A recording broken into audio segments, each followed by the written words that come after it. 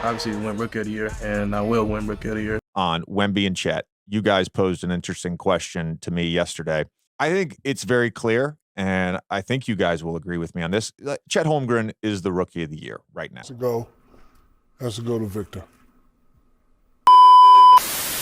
Yo, what's going on, guys? And welcome back to the Oak Tree Sports Network. Today, we're going to be discussing young NBA talent and more specifically, the NBA Rookie of the Year race. This recent 2023 NBA draft produced a variety of skill and talent as a number of guys have been showing out over the course of the season. Given that we're about 40 games in, there is now a large enough sample size to start evaluating some of these youngsters and make predictions for the Rookie of the Year. Now, when it comes to the history of the Rookie of the Year race, it's typically been between 2, at most maybe 3 names. So as we said earlier, there's a lot of talent showing out in different ways. So before we get into our top 3 candidates in no particular order, we're going to start the video with some honorable mentions who we feel deserve some recognition for their performance this season. Anyone who follows basketball knows the NBA has taken notice of Jaime Jaquez, the wing out of UCLA. He was taken with the 19th pick by the Heat, who've been contenders for the past 3 or 4 seasons now. We all know the Heat have often been a target destination for top NBA talents like Donovan Mitchell and Damian Lillard. This likely attributed to their known reputation for being an ideal organization from top to bottom, especially in terms of their locker room culture. As you could imagine, this also benefits incoming rookies, as we saw with Tyler Herro a few years back, and as we're seeing now with Jaime. He's 3rd in rookie points per game, and among rookies that are starting, he's 4th in field goal percentage, which is the highest for any rookie wing. Now, this isn't to knock his individual talent, as he clearly averaged a solid 13-6 while shooting 47% from the field at UCLA, but let's be honest, no top players are asking to be traded to a team like the Spurs or the Blazers, at least at this point in time. The player on our honorable mention list is Dereck Lively.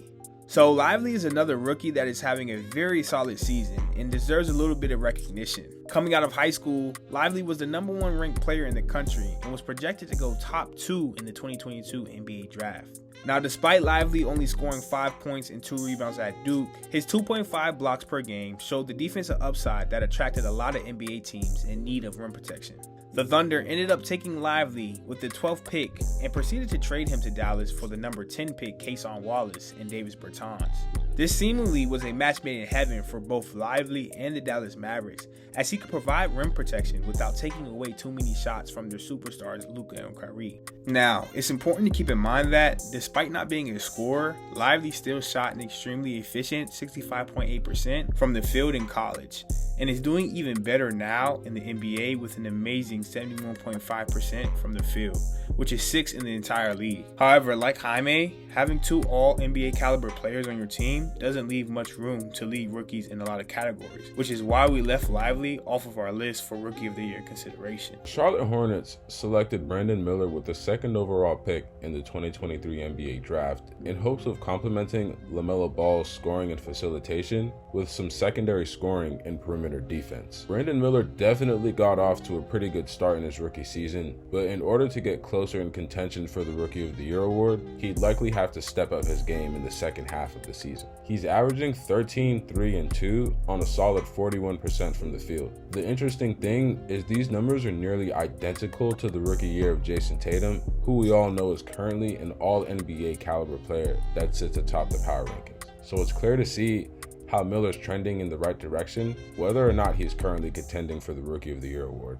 Alright guys, so the time has come. It's now time for us to officially dive into our contenders for the 2023-2024 NBA season Rookie of the Year trophy. First up on our list is the #1 overall draft pick in the 2023 NBA draft, Victor Wembanyama of the San Antonio Spurs. Wembanyama, who also goes by the nickname Wemby, is a 7'4" monster in the paint. The narrative that he's in a bad situation might be debatable, as he's currently leading all rookies in most shot attempts per game. Wemby leads the league in overall blocks and arguably can secure the Defensive Player of the Year trophy this season as a rookie and ranks 6th in assists. Wemby also leads all rookies in almost every statistical category, whether that be points per game, steals, field goals made, or rebounds. He's doing all of this on fewer than 30 minutes a game, as he's clearly the best player on the San Antonio Spurs this season. The only negative we can really find in Wemby's game is the fact that he ranks 2nd in turnovers among rookies, and at times he struggles with his spacing, but his awareness this will improve over time. Alright guys, so the next rookie we will be talking about for Rookie of the Year consideration is Chet Holmgren.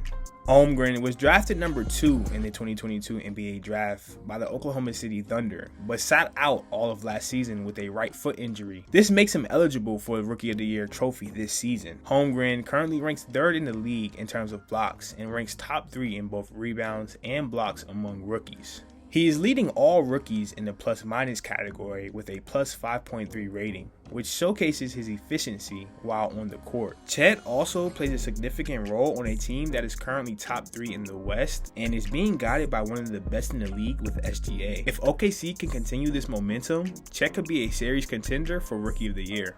So, a lot of people have kind of already written off Scoot Henderson, given the slow start to his rookie season. Scoot Henderson was one of the more highly anticipated guards that came out of high school in recent years. His scouts projected him to be a top 2 pick in the 2023 NBA draft. They were particularly enamored by his scoring and athleticism, paired with great potential as a two-way playmaker.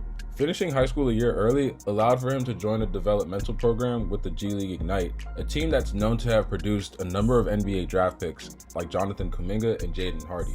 Henderson averaged 14.8 points, 4.8 rebounds, and 4.3 assists in his 2 years with the Ignite, and ended up being taken by the Trailblazers with the 3rd overall pick. As we all know, a lot of controversy surrounded this pick, as Damian Lillard was coming off arguably the best season in his career prior to the Milwaukee trade, and seemingly left some large shoes for Scoot Henderson to fill. Despite his rough start, however, he's averaging 12, 3, and 5, which isn't eye-catching, but considering he's sharing the court with established talents like Brogdon and Grant, as well as Anthony Simons, who's seemingly having a breakout season, Scoot Henderson's actually doing considerably well and is in decent position to sneak away with the Rookie of the Year award. And here's why.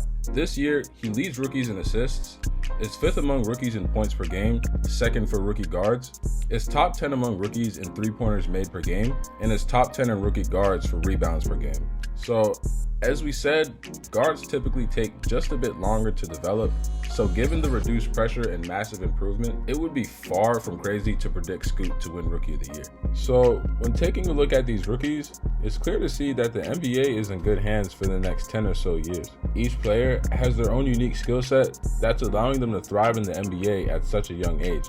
As of right now though, the variety of talent has left the award up in the air, and a lot can change in 30 games, so we'll see how these young players do in the second half of the season.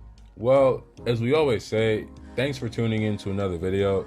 Make sure to like and subscribe, and of course, we hope to catch you guys in the next one.